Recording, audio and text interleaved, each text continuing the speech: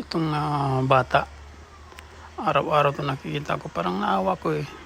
Kaya tinawag ko siya, binagyan ko ng pantalon, damit, bag, sapatos. Ngayon tinanong ko siya, mag-uumpisa na daw yung klase ngayon June, wala pa daw siyang notebook. Kawawa man, sabi ko sige,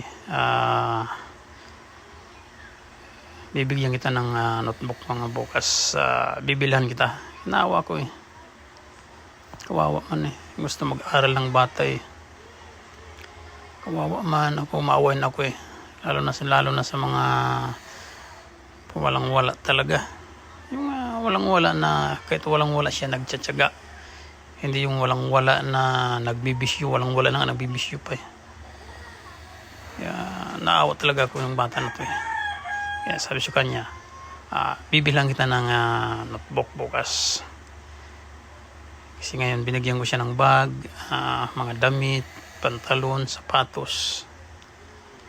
Kaya nagsabi sa akin, wala daw siyang notebook. Mag-umpisa na daw ang klase ngayon June, wala siyang notebook. Kaya sabi ko sa kanya, sige, bibigyan kita ng notebook. Kawawa man niya. Dapat kahit walang wala tayo, marunong pa rin tayo tumulong sa iba.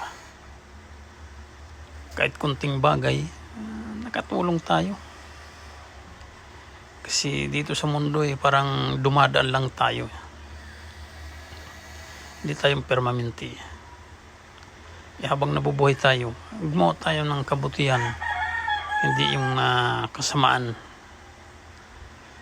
Sabi ng Diyos eh, mahalin mo yung kapwa katulad ng pagmamahal mo sa iyong sarili. Isa puso mo ang Panginoon, isa isip at isa kaluluwa. Maliban dyan, wala nang iba. Yun lang ang sabi ng Panginoon sa atin para magkaroon tayo ng kaligtasan. Dapat mahalin natin yung kapwa. Kahit kunting bagay, basta nakibigay, okay na yan.